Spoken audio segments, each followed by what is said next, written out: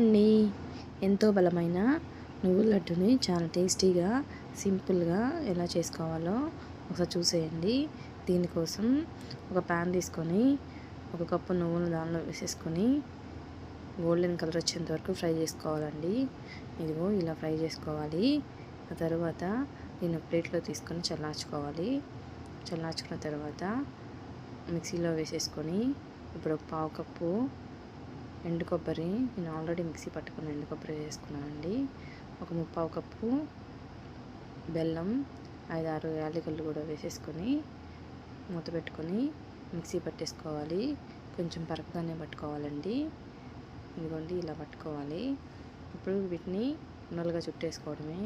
నేనైతే నెయ్యి అయితే ఏమి యాడ్ చేయలేదండి. మీకు కావాలనుకుంటే యాడ్ చేసుకోండి. అంతే, టేస్టీగా ఎంతో బలమైన నువ్వుల laddu ready. Please like, share and